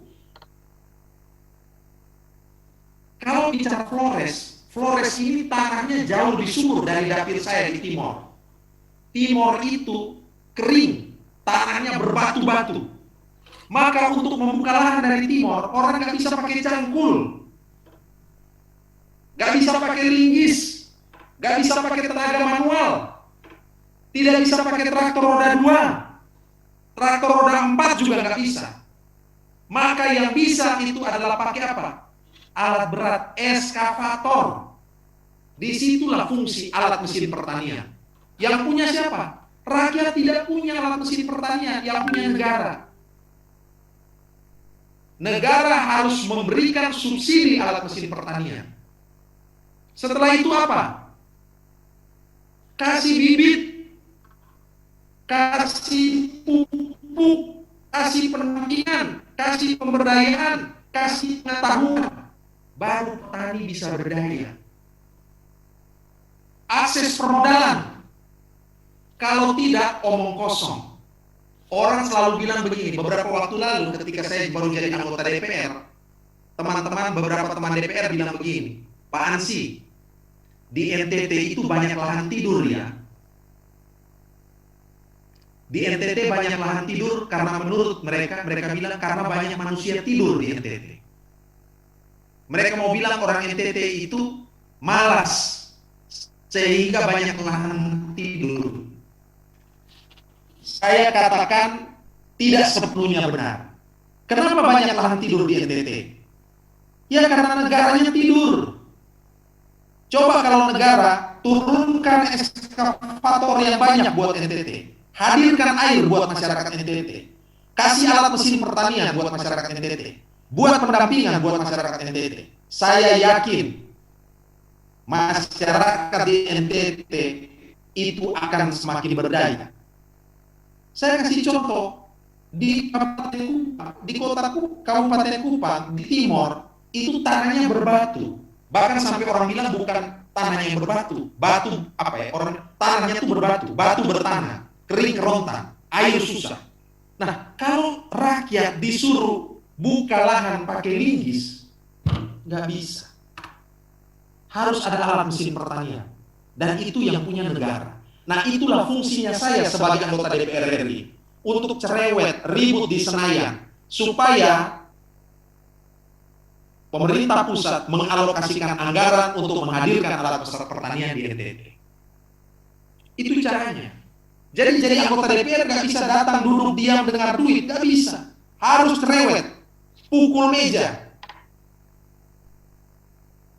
Maka saya kemudian awalnya jadi anggota DPR, saya membranding diri saya itu dengan apa? NTT itu nelayan tani ternak. Saya membranding diri saya NTT itu dengan eskavator, bukan dengan traktor roda 4. Kenapa? Karena saya tahu dengan buka eskavator, lahan akan semakin banyak dibuka. Tanah harus digemburkan. Ilmu pertanian kan sederhana. Gemburkan tanah, siapkan air, tanah. Maka pertanyaan dari adik Intan tadi, bagaimana cara mensejahterakan rakyat dalam sektor pertanian? Ya, negara harus turun tangan. Hadirkan yang saya katakan tadi. Di Maumere sekarang sudah ada napung gete. Semoga air ini kemudian tidak lagi menjadi masalah buat para petani dan masyarakat di Kabupaten Sika. Setelah itu harus dibantu buka lahan. Infrastruktur pertanian harus dibenahi. Irigasi tersier, irigasi kecil harus. Penyuluh harus disiapkan karena ini ujung tombak sebagai pendamping yang memiliki knowledge untuk bisa memberdayakan petani. Pupuk jangan sampai telat, susah diakses, mahal harganya. Bahkan tadi sempat ditanyakan ke adik yang paling terakhir tadi dari agribisnis tadi soal distribusi rantai pemasaran yang terlalu jauh, yang ujung-ujungnya hanya memperkaya lintah darat memperkaya para tengkulak, kita akhirnya hanya bisa jual barang mentah. Ya, maka pertanian itu mestinya mengintegrasikan pekerjaan tanam, petik, olah ini yang menjadi penting. Nilai tambah dan baru jual. Akses kepada pasar. Nah, saya kira sebenarnya selama ini yang kita bicarakan itu adalah lebih banyak pertanian rakyat. Mungkin pertanian dalam konteks agribisnis itu adalah yang upaya bagaimana membuat kemitraan. Ada plasma, ada inti, dan kemudian ada pasar yang jelas. Itu perlu dilakukan.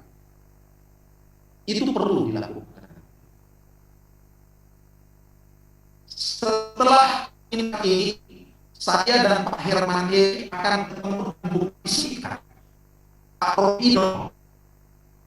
Kami akan bicara mengenai bagaimana mendorong program-program nasional dalam bidang pertanian dan perikanan untuk bisa masuk juga ke Kabupaten Sika. Sebentar nih, kami akan ketemu. Saya ingin katakan sebagai wakil rakyat dari NTT, ya betul, saya berasal dari NTT 2, Timor, Sumba, Rote, Sabu. Tetapi tentu saya juga harus memperhatikan seluruh Indonesia. Memperhatikan wilayah di luar dapil saya juga, termasuk di Flores. Yang berikut pertanyaan dari saya yang tadi soal bendungan Napun Gerte. Kira-kira adakah manfaatnya bagi para petani? Ya, ini pemerintah sudah turun untuk menghadirkan air dengan cara membuat bendungan. Kita berharap kemudian bendungan ini bisa secepatnya ya menjadi tempat untuk mengumpulkan air, dan dengan demikian kemudian ada proses juga mengaliri air dari bendungan Napun Gerte ini ke lahan-lahan pertanian warga. Tetapi seperti yang saya sampaikan tadi, bahwa negara itu juga harus memberikan pendampingan, pemberdayaan, dan bantuan kepada rakyat. Tidak bisa rakyat dibiarkan lepas begitu aja. Di negara-negara maju itu, sektor pertanian itu mendapatkan subsidi, ya, entah subsidi dari hulu maupun subsidi di hilir. Ya, ini soal kebijakan negara. Bagaimana? Yang berikut dari Lia tadi, nah ini bicara kaitkan antara COVID dan radikalisme. Lia, radikalisme, intoleransi ini bekerja, ada COVID atau tidak ada COVID, mereka kerja terus. Ya, karena itu kita harus waspada. Berbagai cara mereka melakukan pencucian otak, indoktrinasi, terutama di kalangan muda. Ya, bahkan di kelompok mahasiswa, kelompok-kelompok anak muda milenial yang cerdas itu pun mereka masuk jadikan sasaran dari indoktrinasi paham radikalisme dan intoleransi ini. Nah, karena itu kita harus bisa hati-hati dan menggunakan media sosial itu bukan untuk memecah belah, tetapi untuk mempersatukan. Saya kira di NTT ini sejauh ini masih relatif baik, tetapi tidak ada salahnya kalau kemudian kita juga tetap waspada dan hati-hati. Ya, tetapi saya ingin mengatakan bahwa setiap kabupaten ataupun provinsi itu mestinya memiliki memiliki kesadaran bahwa mereka itu memiliki komunitas-komunitas unggulan yang harusnya bisa dikembangkan. Ya, jangan hari ini semuanya tanam ini, besok semuanya tanam itu, lusa. Nah, ini tergantung dari kebijakan negara. Negara itu harus bisa melihat dengan kontekstualitas kondisi iklim, kondisi air, kondisi tanah, kondisi pertanian. Saya bukan orang pertanian yang mengerti teknis, ya. Kemampuan teknokratis saya di bidang pertanian itu boleh dibilang sangat permukaan. Tetapi sebagai politisi, saya memiliki kepedulian dan tanggung jawab untuk mendorong supaya negara ini lebih hirau, lebih peduli, dan menjadikan sektor pertanian itu sebagai prioritas. Ya, dalam konteks SIKA, saya mungkin berpikir sederhana saja. Mungkin tetap dasarnya adalah koperasi, tetapi mungkin perlu ada negara memberikan permodalan, akses permodalan yang mudah, ya, ataupun juga sektor swasta kita dorong untuk melakukan investasi di sektor pertanian. Ada pendampingan, ada pemberdayaan di sana. Kita buat kerjasama yang manusiawi, ya, yang tidak eksploitatif, sehingga kemudian para petani ini mendapatkan kepastian pasar. Setelah mereka menanam, harga itu tidak dipermainkan oleh tengkulak atau oleh lintah darat. Karena dalam faktanya, para petani ini sebelum menanam, biasanya mereka sudah pakai hubungan sistem ijon. Tengkulak datang, sudah kasih uang pinjaman, begitu ditanam hanya begitu dijual, akhirnya petani yang mengatur harga. Nah, ini bahaya. Nah, saya kira memang kita harus bereskan pertanian ini mulai dari hulu sampai ke hilir. Saya kira demikian respon yang bisa saya sampaikan. Baik, sekali lagi kita tepuk tangan untuk Pak Anselema. Baik, kurang lebih sudah 1,5 jam lebih nih. Waktu saya pikir cukup. Nanti beberapa kegiatan-kegiatan selanjutnya nanti Pak Anselema, kami dari Unipa Maumere, khususnya Fakultas Pertanian Unipa, akan tetap, ya, Fakultas Pertanian Unipa dengan Fakultas Ilmu Kelautan dan Perikanan, Pak Anselema. Ke depan kegiatan-kegiatan kami mungkin kami akan mengundang lagi Bapak Anselema untuk hadir di Unipa. Baik, dari sesi diskusi ini saya ada mencatat poin-poin penting yang berkaitan dengan materi hari ini. 4 pilar kebangsaan sebagai tiang penyangga yang kokoh agar rakyat Indonesia merasa nyaman, aman, tenteram, dan sejahtera, serta terhindar dari berbagai macam gangguan. Saya kutip satu kalimat Insinyur Soekarno.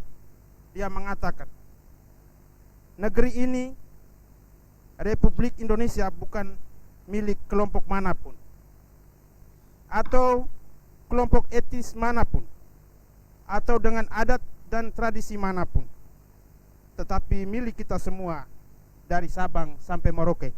Saya akhiri diskusi ini dan selamat siang Pak Anselema dan Bapak Ketua Pengurus Yayasan, Bapak Rektor Civitas Akademika Unipa Maumere. Sukses selalu, selamat siang, sampai jumpa. Saya bisa bicara sedikit aja. Ya, silakan. Terakhir, saya mau menyampaikan terima kasih yang setinggi-tingginya kepada Civitas Akademika, keluarga besar Unipa Maumere. Terima kasih Bapak Sabinus, terima kasih Pak Rektor, terima kasih buat para dekan, Pedro adik saya, terima kasih juga kepada para dosen, para mahasiswa. Saya senang sekali bisa berinteraksi walaupun hanya melalui Zoom kita. Saya berharap suatu saat, mungkin tidak lama lagi, saya akan ke Maumere dan bisa langsung ke Unipa untuk bisa bertatap muka secara langsung, bertemu dengan Bapak Ibu para dosen dan Civitas Akademika dan juga para mahasiswa dan mahasiswi. Yang kedua, terkait dengan aspirasi tadi soal penegrian, saya akan berkoordinasi dengan teman-teman di DPR, di Komisi 10, ada Bang Andre Hugo Parera, ada teman-teman juga dari fraksi PDI Perjuangan. Saya akan bantu untuk mendorong hal ini, dan yang konkret yang bisa kita lakukan mungkin mulai tahun depan ya, karena tahun ini kan anggaran udah jalan. Tahun depan mungkin sektor pertanian, sektor perikanan, peternakan perlu kita kerjasama dengan Unipa ini. Kita kerjasama Nanti kebetulan Pak Sabina, Pak Rektor, di dalam sini ada staf saya, ada Ciko, ada Engge, ada Oswin. Nanti Ciko, Oswin, ya kakak instruksikan, saya instruksikan untuk 2021 tolong komunikasi dengan Fakultas Pertanian, Peternakan ataupun Perikanan di Unipa ini, sehingga ada bantuan-bantuan konkret yang bisa kita lakukan, kita salurkan ke sana. Tahun depan, tapi bukan tahun depan. Jadi supaya ada hal yang konkret yang bisa kita lakukan, tidak hanya di yang terakhir, karena ini di kampus, ya tentu saya harus berpesan bicara kepada para mahasiswa. Ya, saya mengutip Karl Marx, ya, yang mengatakan bahwa mahasiswa itu sebenarnya kelas progresif. Mahasiswa itu sebenarnya kelompok revolusioner. Mahasiswa itu sebenarnya adalah kelompok transformatif. Tetapi kerja-kerja revolusioner, kerja-kerja transformatif, kerja-kerja progresif itu hanya bisa dilakukan kalau kita cerdas, punya otak. Karena itu, gunakan kesempatan di kampus Unipa ini untuk mengasah kritisisme dan memperluas dan memperdalam pengetahuan adik-adik sekalian. Ingat, 10, 15, 20 tahun lagi, Indonesia, NTT, dan SIKA itu berada di tangan adik-adik sekalian. Siapkan waktu dari sekarang. Kalau adik-adik tidak belajar, tidak persiapkan diri, tidak persiapkan otak, kecerdasan, dan tidak siapkan karakter yang baik, nanti adik-adik, mohon maaf, hanya akan jadi penonton, bukan menjadi pemimpin. Ya, belajar yang benar, perluas pengetahuan, perluas jaringan pertemanan, dan yang utama itu adalah karakter. Karakter itu menyangkut disiplin, menyangkut nilai-nilai yang utama dalam diri seseorang. Integritas, kredibilitas itu yang utama. Demikian Pak Rektor, demikian Bapak Sabinus, demikian yang bisa saya sampaikan. Mohon maaf kalau ada kata-kata yang salah. Semoga lain waktu kita bisa bertemu kembali. Sampai jumpa. Shalom.